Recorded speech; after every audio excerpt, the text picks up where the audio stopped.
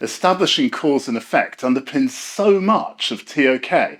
It's at the heart of AOK's natural sciences, human sciences, mathematics and history. Many of the ToK essay prompts are centrally concerned with establishing cause and effect, yet causality is not one of the ToK concepts. However, most of them are linked to causality.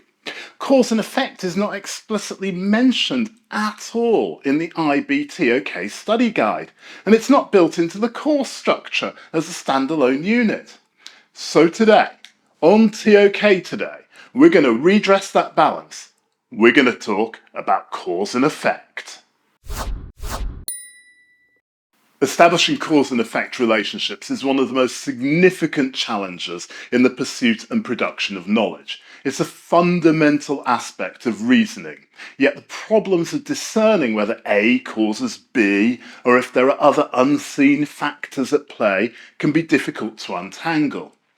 Key epistemologists have long grappled with this issue. Scottish philosopher David Hume, for example, was sceptical about the idea of causality. He suggested that we can never observe cause and effect directly, only their constant conjunction, that's events occurring together. As such, we merely infer causal relationships rather than knowing about them as objective facts. Now, following Hume, Emmanuel Kant, posited that while we may not directly observe causality, we structure our perceptions based on it. It's an a priori mental schema that allows us to make sense of the world.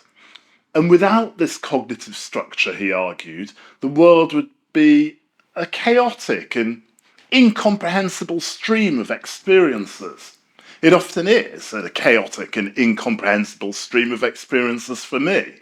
In more recent times, the philosopher Nancy Cartwright has critiqued the assumption that laws of nature, often seen as ultimate causes in AOK natural sciences, universally apply. She claims that many scientific laws only hold under very specific conditions, and they can't be easily generalized.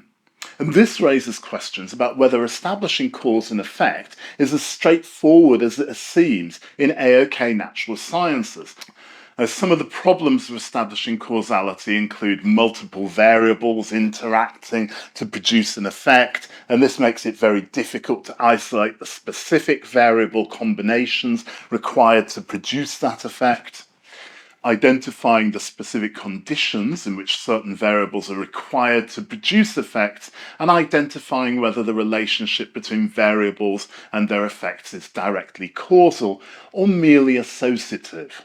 And also establishing whether the variables identified are primary or whether they themselves are secondary or tertiary effects. Theories of knowledge production also recognise that cause and effect may not always be necessary or possible to establish.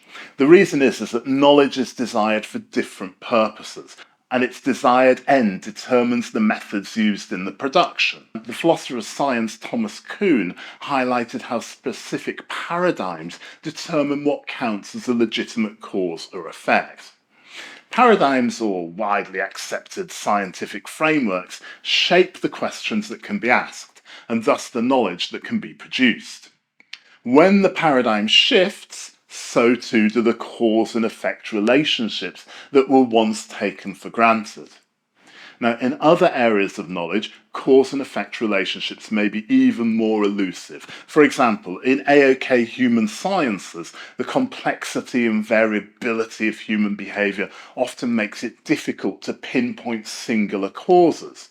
In AOK history, historical knowledge rarely fits neatly into cause and effect frameworks. The historian E.H. Carr has argued that the causes in history are multi-layered, and the idea of a single cause is more of a heuristic device than an accurate representation of the past.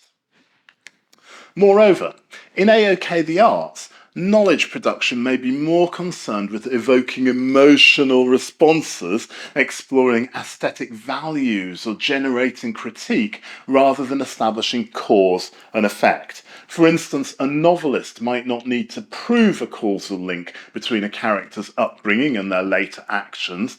The focus instead might be on a rich and nuanced portrayal of the character's experience.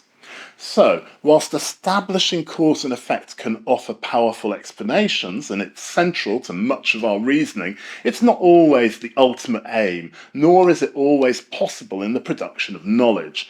Recognizing the limits of cause and effect can help us to have a better understanding of the complexity of the world and to appreciate the many ways that knowledge can be produced and used. Now, if you want more content to help you with ToK, check out the learning resources available at ToK.com. And you can contact me for help with your ToK essay or exhibition, either by Facebook Messenger on the ToKtoday.com website or by emailing me at daniel@ToKtoday.com. So many thanks to all of those of you who have liked and subscribed to the videos here on YouTube. If you've enjoyed today's video, I'd be most grateful for a like or a subscribe. Stay ToKtastic, my friends. Bye.